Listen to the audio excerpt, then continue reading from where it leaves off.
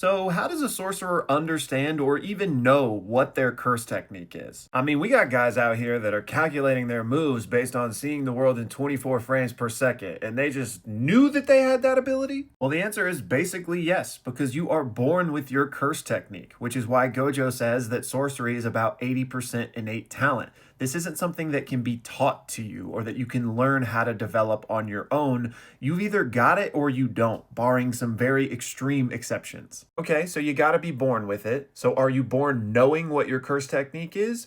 No, and that's because your curse technique doesn't manifest until the age of around 5 or 6. Now, why is that the case? Who knows? Was never really touched on, but that's just how it works. And up until that point, you really have no idea what your curse technique is going to be, or even if you'll have one, which is why we have this little scene here between Toji and Naobito, where he's basically negotiating the price of Megumi, where they say, if he's got an inherited technique, he'll be worth a lot more. And if he's got the 10 shadows, we're going to be paying out bank for that. So boom, we've got a young Megumi, let's call him 5 years old. And even though he is the crown jewel of the Zenin clan, since he was raised by Toji and then Gojo, let's pretend that this 5-year-old Megumi doesn't know what sorcery is yet. So he doesn't even know what the 10 shadows is. He's got no idea, right? And then boom, a year later, Megumi manifests the 10 shadows, and all of a sudden he's got a couple of new pups in his life, right? I think about the same time that that happens, he also gains an innate base level understanding of what his curse technique is. Now, that's not to say that he's got the full-on blueprint and understands every little nook and cranny and nuance of the technique, but just some sort of base level understanding of, oh,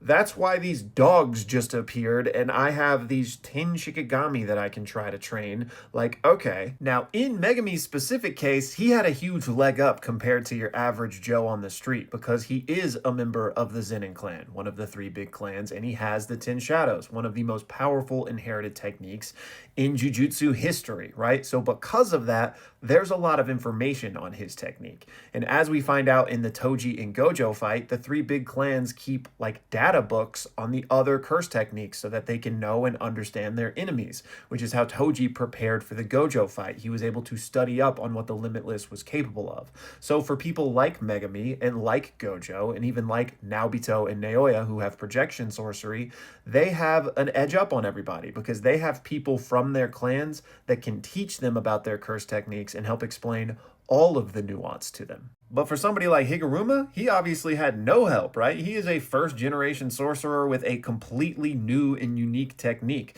So no one explained to him how this worked. He must have just had some sort of innate understanding. And especially in his case, since his technique is tied to his domain expansion, there was definitely no process of him like developing those things with intentionality. He had to have just had some base level understanding of what he was now capable of. All right, with that out of the way, now I want to address a few questions that I've gotten that inspired this video. So first up, shout out to Mataran who asked me just how and when did Gojo develop his domain expansion?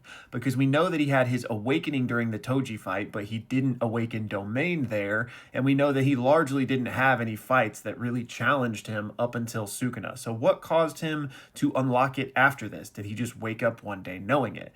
And no, I don't think you just like turn a switch one day and it's like, ah yes, I understand this now. I think he just trained and eventually unlocked that, which was obviously boosted by the fact that he had this awakening and understood cursed energy to a much deeper level. Post-awakening, we even see Gojo explaining to Geto and Shoko that the 2 things he's focused on now are long-distance teleportation and his domain expansion. So in Gojo's case, it wasn't some heat-of-the-moment battle that brought out his domain like we've seen with other characters. It was him just training and utilizing his deep knowledge of cursed energy that he unlocked during his awakening to finally reach that pinnacle. And then for somebody like Hakari, I don't think it was a heat-of-the-moment battle where he unlocked his domain expansion, nor do I think it was something that took like intense and specific training like in Gojo's case.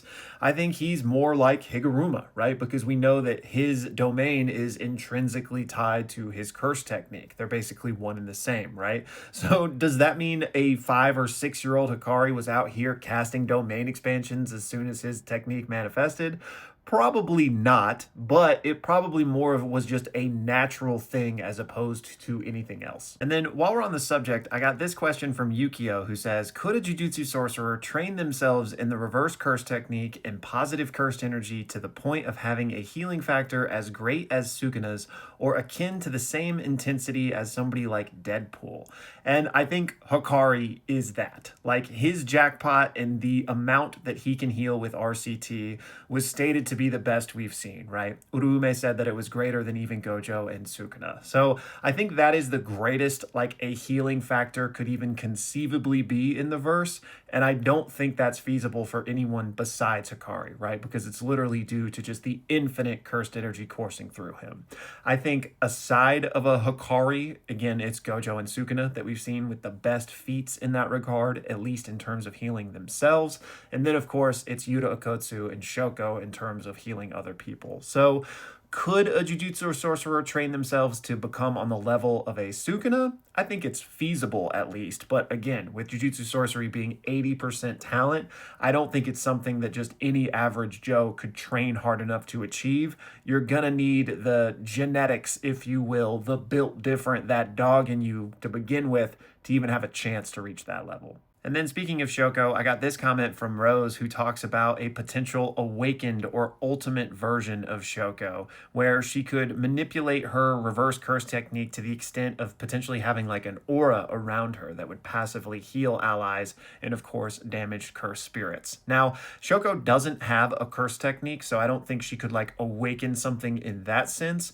But I do think it's at least feasible to maybe hone your RCT to the extent where you could be like passively outputting it, because we know she outputs it to heal people, but this would be an extremely intensive task, right? This would deplete your cursed energy so quickly. So I think that Hakari would be more, capable of this hypothetical feat if he understood reverse curse technique more and more and was able to maybe do something like that during his jackpotted state.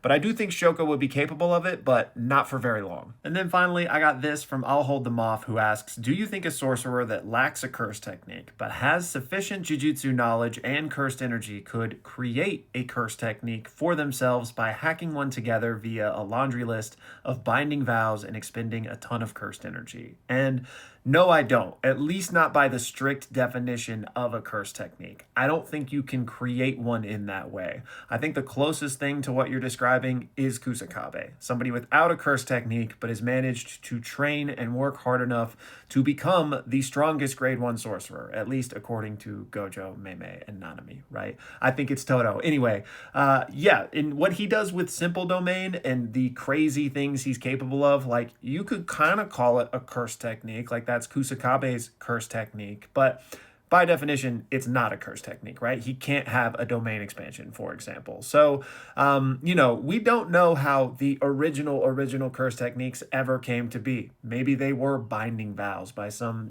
ancient bloodlines made with cursed spirits or something. But obviously, that type of like what if hypothetical world building aside, an average Joe on the street that wasn't born with one couldn't mimic one by virtue of binding vows and hard work. That's going to do it for this one, y'all. Thank you guys so much for watching, and thank you to everyone who sent in a question. I appreciate y'all so much. And for those of you that got puppos out there, go give them a little pat for me.